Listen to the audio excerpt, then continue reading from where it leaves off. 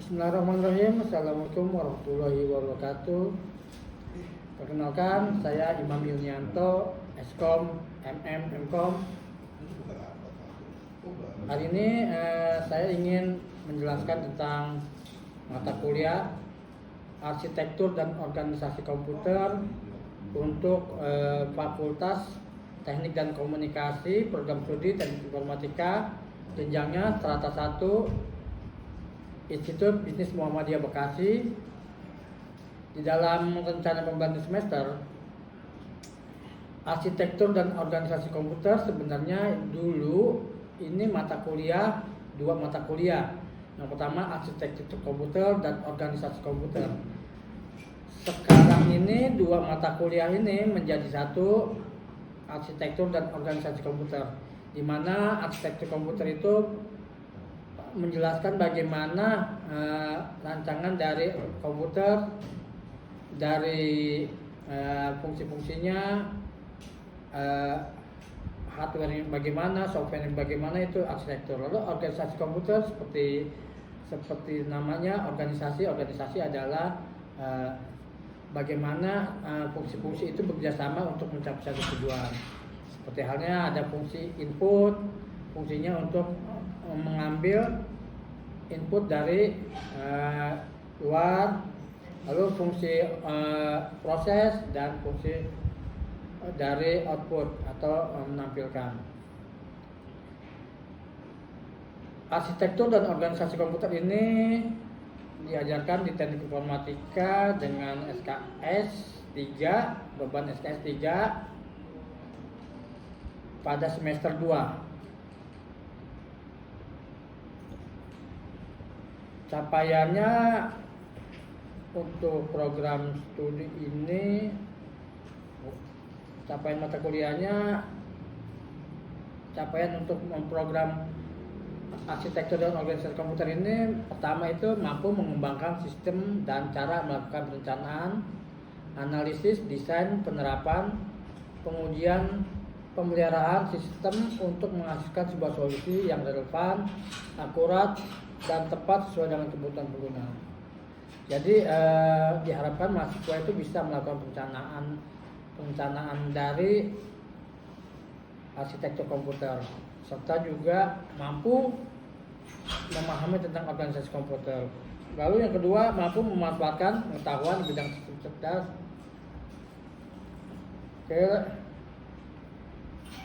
Di dalam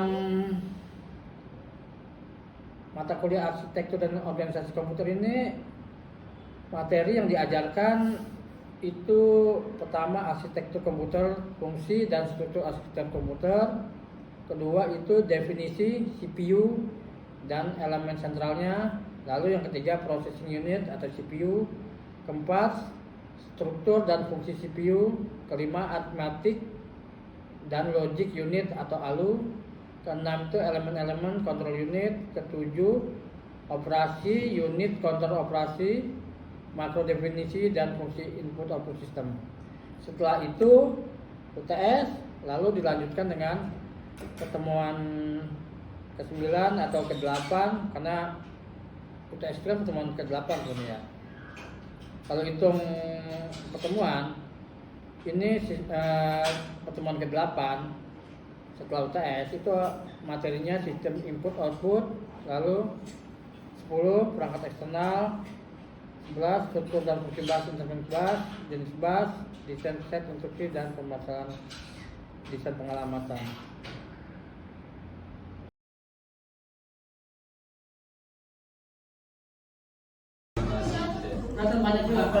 Udah banyak. Oh iya, makasih yang tahu. Oke, kita mulai ya. Udah. Oke, assalamualaikum warahmatullahi wabarakatuh. Waalaikumsalam warahmatullahi wabarakatuh. Sebelum kita mulai perkuliahan kita hari ini, mari kita berdoa. Doa dimulai.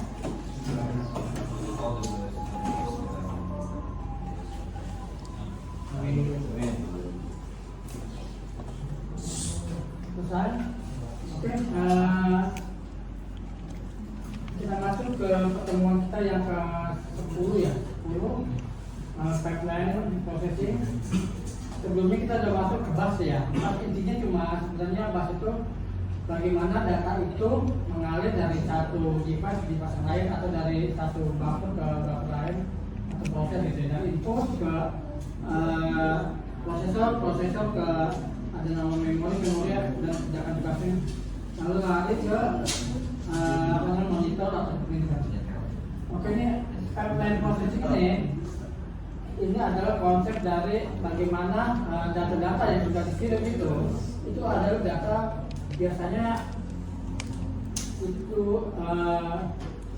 perintah atau itu ya perintah atau ya perintah sebanyak bisa lah ya proses perintah apa aja yang diperintahkan misalnya kita mau ngetik i kan gitu kan itu nanti dari keyboard kan ketik lalu begitu diketik itu ada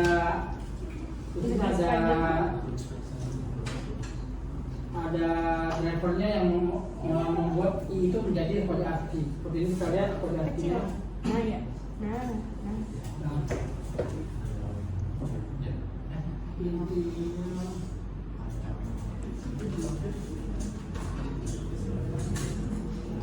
Kita lihat. Jauh banget aja.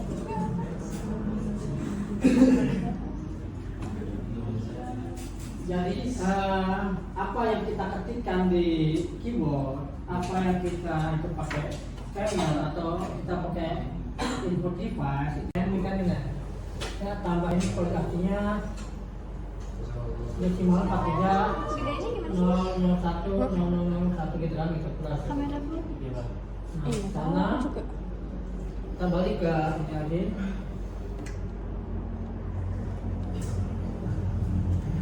Kita lihat pada intinya konsep umum dari pipeline itu pipeline merupakan teknik yang membagi tugas atau perintah ke dalam sejumlah sub-sub atau bagian-bagian kecil dari tugas yang perlu dilakukan dalam sebuah sequence. Sequence itu berarti berurutan gitu ya. Jadi harus yang A dulu, baru B gitu. Lalu setiap dari pipelining ini memperbaiki performa. Jadi sebelum ada pipelining, performanya komputer itu lama gitu. Nah, bagaimana sih biar komputer itu tidak lama kan gitu. Kalau kita misalnya dulu mau ngetik dulu WS100 gitu kan, itu biasanya lama banget, ngeprint lama gitu. Nah, dengan adanya konsep pipelining ini lebih cepat. Lalu teknik pipeline ini dapat diterapkan pada berbagai tingkatan dalam komputer. Bisa pada level yang tinggi, misalnya program aplikasi, sampai pada tingkat yang rendah, seperti pada instruksi yang dijalankan oleh programmer. Jadi kalau yang level tinggi itu yang udah aplikasi komputer, gitu kan. Programmer yang udah itu aplikasi yang udah yang sudah mirip bahasa manusia itu tinggi. Kalau yang rendah itu kan kayak bahasa assembly gitu kan, taunya 0101 atau ADD, div gitu kan. Jadi sebenarnya gini, di sini sequence eksekusi maksudnya gini. Ini ada F1, E1 kan gitu, F2, E2 gitu. Nah, ini yang dieksekusi ini ada instruksi yang dari input device itu ditampung di intercept buffer ditambah 5 gitu kan. Ini suruh proses nih komputer suruh nyari kan gitu ya. Nah 4 ini disebut satu perintah kan gitu ya. Nanti dipotong menjadi 4 operasi tambah, operasi 5 sama dengan gitu. Jadi ini proses dulu dimasukkan ke buffer satu. Ntar cuma beberapa ini buffer kedua sampai 1 menit aja buat mentahan aja. Buffer ketiga, buffer keempat gitu. Ini dulu masuk ke buffer 4, tampilkan 4, terus ditambah gitu kan. Berapa? Dieksekusi baru 5. Lalu 4 ditambah 5 hasil berapa ditaruh di buffer 1. lalu samping sama dengan 9 gitu. Jadi intinya gitu. Tapi apa namanya, Wawancara. tas itu dia keluarkan itu setelah Udah semuanya hapus. selesai gitu. Walaupun Udah dicair. kerjaannya di apa namanya di belah-belah jadi kecil. Nah itu yang disebut apa namanya, yang kita lihat di sini. Sebelum ini selesai, ini bisa boleh masuk lagi nih kan? Selesai, tapi apa namanya ini boleh masuk, tapi di prosesnya setelah ini selesai gitu. Jadi ada penghematan waktu dibanding kalau kita pakai saja di sini. Ini ada dua apa namanya, dua konsep yang satu proses ini. Kalau prosesing ini ambil instruksi dan membufferkannya. Jadi instruksi itu yang satu itu misalnya 4 ditambah, nah itu diambil satu masukin buffer, satu buffer. Itu sebenarnya ini yang sulit. Tapi justru ini yang berguna kan gitu. Ada lagi? Udah jelas?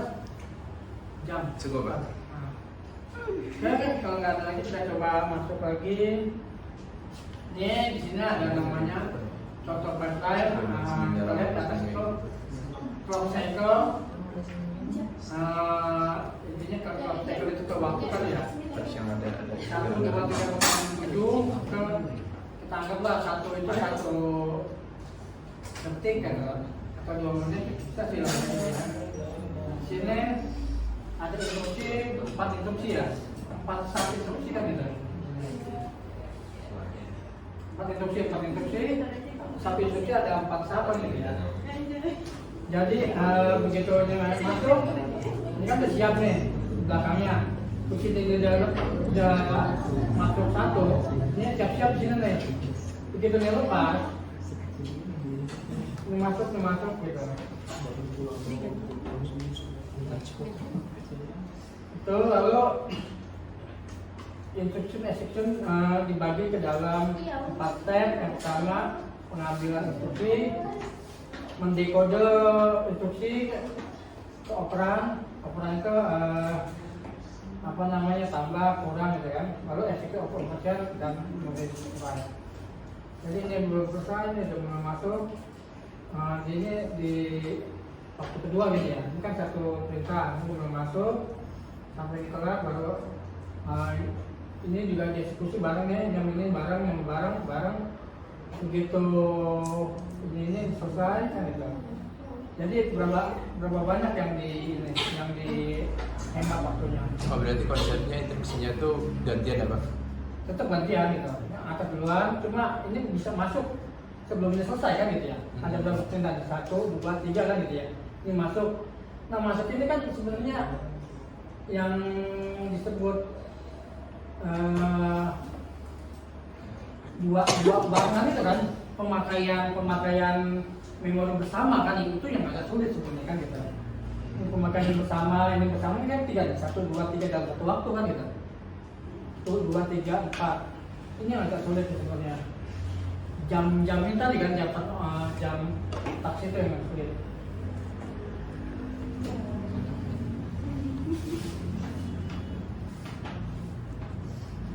Di sini 4 instruksi sedang progres, berarti dibutuhkan 4 hardware unit yang berbeda, identitas mampu melakukan tugas secara simultan dan tanpa mengintervensi satu sama lain. Jadi dan 4 ini nggak boleh intervensi, cuma memang tetap sequence ya, nggak bisa langsung bareng gitu kan. Satu udah start tasknya jalan baru dimasuk kan gitu. Lalu informasi dikirimkan dari satu unit ke unit lain. Tetap dari 4 itu saling mengirim apa namanya informasi. Ini prosesnya sudah belum gitu kan. Takutnya kan gini, kita nggak tahu nih tugas yang di sini berhasil semua kan nggak kan gitu kan. Seandainya di sini nggak berhasil kan, ini juga harus nunggu kan gitu ya. Atau kita ini gancaknya ini nih, CPU kepake, memori kepake kan gitu. Jadinya pakai gancaknya ini kan.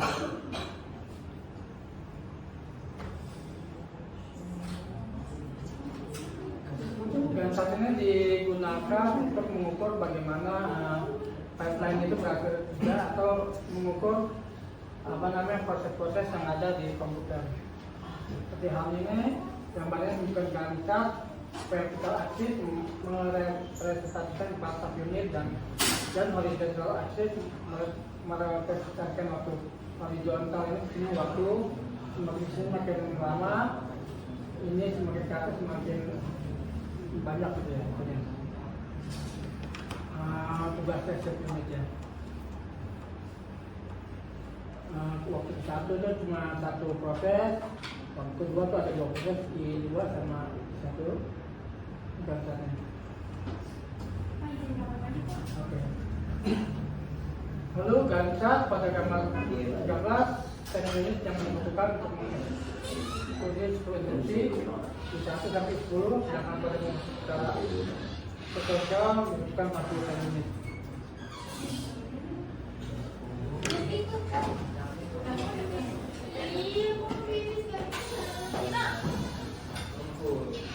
Oke,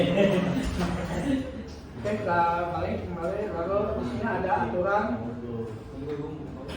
ada rule of cache memory. Yang tadi saya bilang kan, memori itu kan sebenarnya ada memori RAM yang dipakai itu kan, sama cache itu menjadi prosesor kan. Setiap step pada pipeline harus menyelesaikan operasinya dalam satu clock cycle. Clock periode harus panjangnya cukup untuk memenuhi task yang sudah dilakukan dalam setiap step. Jika unit yang berbeda membutuhkan sejumlah waktu yang berbeda, maka clock period harus mengizinkan tugas yang paling padat terpenuhi. Jadi itu, ini ada jika ya, jika unit yang berbeda membutuhkan sejumlah waktu berbeda, maka periode clock period harus mengizinkan task yang panjang dulu untuk terpenuhi. Jadi yang diutamakan yang panjang dulu baru yang pendek-pendek. Karena yang panjang itu kan butuh butuh proses yang lebih panjang. Kalau sebuah unit yang start lebih dulu akan idle sama sisa clock period. Kemudian sangat efektif dalam mempelajari kinerja jika task yang sedang dilakukan pada state yang berbeda membutuhkan jumlah waktu yang sama. Pertimbangan ini penting untuk langkah jadi step yang diberikan pada satu clock periode, lalu clock cycle harus sama atau lebih besar dari waktu yang dibutuhkan untuk meneruskan sebuah operasi cache. Lalu akses time dari memori mungkin saja lebih besar 10 kali dari waktu yang dibutuhkan untuk melakukan basic pipeline step operasi dalam prosesor dinamakan dua nomor. Jika step instructive fetch harus mengakses ke main memori atau memori utama, maka pipeline hanya memiliki sedikit arti. Penggunaan cache memori memecahkan masalah terkait memori akses. Secara umum, ketika sebuah cache berada dalam satu chip dengan prosesor, asisten cache biasanya sama dengan waktu yang dibutuhkan untuk melakukan basic operation lain dengan prosesor. Hal ini memungkinkan untuk membagi fetch instruksi dalam pemrosesan ke dalam step-step dengan durasi yang kurang lebih sama. Step-step ini dilakukan oleh step yang berbeda dan clock period diikuti sama dalam yang panjang. Ada 3 performance yang perlu diperhatikan. Ada speed up, ini mempertimbangkan eksekusi task menggunakan instead pipeline. Lalu throughput, jumlah task yang dapat dieksekusi periode time dan efisiensi dari rasio actual speed up dan maximum speed up. Nah, jadi kenapa kita belajar ini? Teman-teman tahu apa namanya? Di kita itu kebanyakan skripsinya kemarin sistem informasi, bikin sistem informasi. Padahal teknik informasi kan nggak cuma masalah bikin sistem informasi, bahkan itu bukan perancang sistem informasi bukan kita gitu. Kalau teman-teman bisa bikin konsep pipeline yang lebih bagus lagi, itu bisa diajukan menjadi skripsi. Bahkan mungkin dokter tidak bisa kali ya, karena itu konsep gitu. Tapi kalau kita bisa membuktikan atau memakai konsep pipeline gitu. Misalnya kita bikin membandingkan konsep pipeline dengan apa gitu yang lebih bagus, itu juga bisa masuk ke skripsi kita gitu. Jadi skripsi kita besok itu jangan cuma masalah peran, kita bisa ditambah 5 gitu kan. Ini suruh proses nih, komputer suruh nyari kan gitu ya. Wow. Nah, 4 ini disebut kan satu perintah kan gitu ya. Nanti dipotong menjadi 4, operasi tambah, operasi 5 sama dengan gitu. Jadi ini proses ini dulu dimasukin ke buffer 1. Ntar dulu, ntar. Cuma beberapa Ini buffer kedua, sampai 1 menit aja. Buat mentahan aja. buffer ketiga, buffer keempat gitu. Ini dulu masuk ke buffer 4, tampilkan 4, terus nanti tambah gitu kan. Berapa? Dieksekusi baru 5. Lalu 4 ditambah 5 hasil berapa, ditaruh di buffer 1. Lalu tampilkan sama dengan 9 gitu. Jadi gitu. Tapi apa namanya? Wawancara. Tas itu dia keluarkan itu setelah Udah semuanya selesai itu. Walaupun Udah dikail. kerjaannya di apa namanya di belah-belah jadi kecil. Nah itu yang disebut apa namanya